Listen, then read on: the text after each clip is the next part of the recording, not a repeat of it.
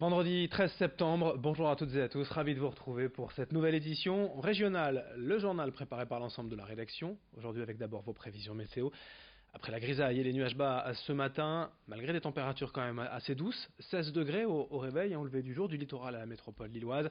Le temps sera nettement plus agréable cet après-midi, les températures seront en légère hausse, 19 degrés à Lille, 18 à Calais et à Saint-Omer, mais surtout on profitera du retour du soleil, d'une après-midi bien plus éclairée et ensoleillée. Ce week-end également, la météo s'annonce belle et dégagée, des températures jusqu'à 20 ou 25 degrés même à l'intérieur des terres. Bref, peut-être un des derniers week-ends estivales, on en reparle juste après ce journal avec les prévisions météo complètes. À la une, d'abord en français, dans la région, en plein débat concernant la distance minimale d'utilisation des pesticides. Le gouvernement, je vous le rappelle, souhaite un minimum de 5 à 10 mètres entre l'épandage des champs et les habitations. Certains élus s'engouffrent dans la brèche et interdisent dans leur ville l'utilisation de produits chimiques.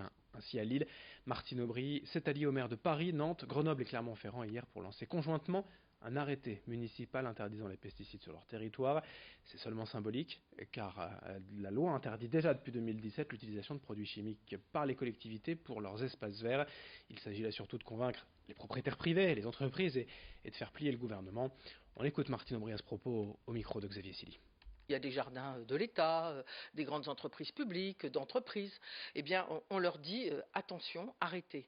Et au gouvernement, prenez une loi et interdisez. Je suis incapable de dire aujourd'hui quel est le plus mauvais élève, parce que la SNCF, il y a le travail sur les rames, qui est nécessaire pour des raisons de sécurité, et qui ne sont pas près des habitations et qui peuvent utiliser divers produits. Mais il y a aussi tous les habitants, il y a aussi la préfecture et d'autres lieux. Je ne sais pas du tout ce qu'ils utilisent aujourd'hui. Peut-être sont-ils déjà parfaitement dans la règle.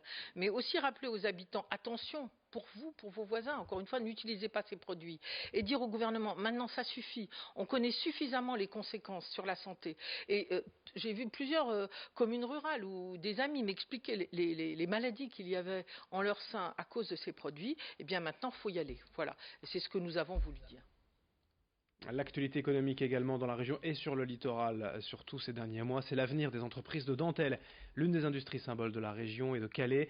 En grande difficulté depuis plusieurs années, les entreprises Noyon, De Seil et le teinturier Color Biotech avaient rendez-vous hier au tribunal de commerce de Boulogne où devaient être présentées les offres de reprise.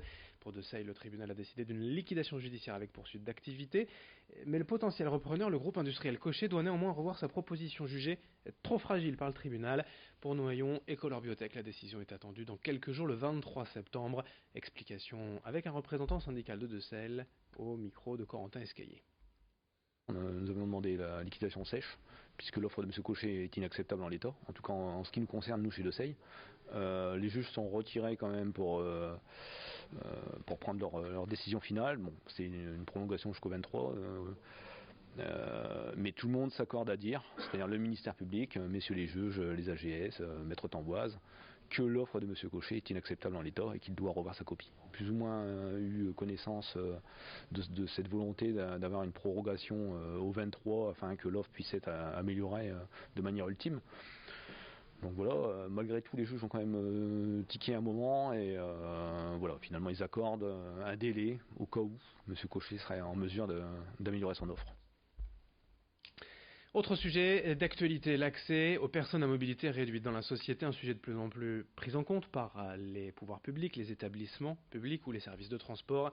Ainsi, prendre l'avion aujourd'hui, que l'on soit en situation de handicap ou même simplement blessé ou à un âge avancé, c'est désormais possible et plutôt simple. À l'aéroport de Lille, tout au long du parcours, des moyens techniques et humains sont en effet à disposition pour aider les personnes à mobilité réduite.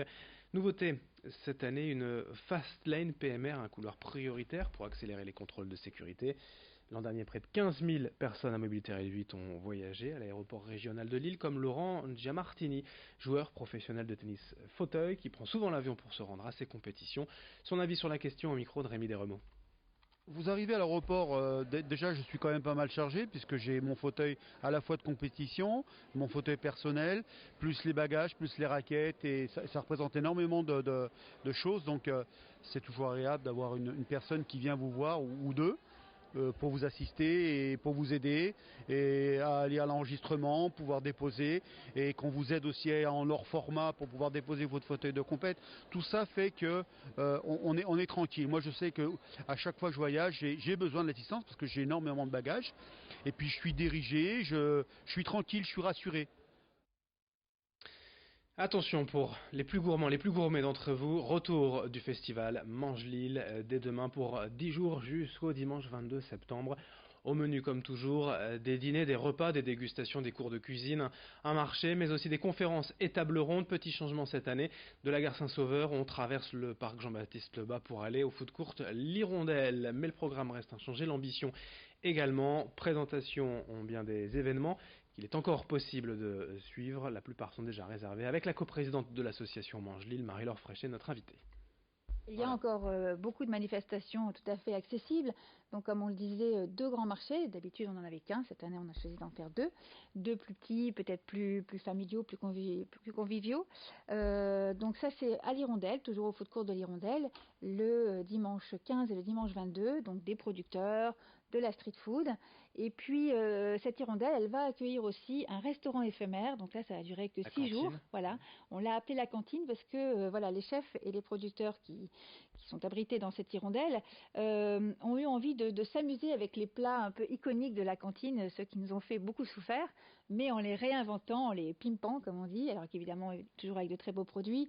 Donc, par exemple, qu'est-ce que je vais vous dire, moi, un œuf mayo macédoine, mais tout ça, évidemment, très joliment fait et tout frais, une très bonne saucisse purée, enfin voilà, ce genre de choses. Donc, des plats du quotidien très simples, mais évidemment, voilà, un petit peu pimpés, et tout ça pour 28 €, entrée, plat, dessert, boisson, café, eau compris.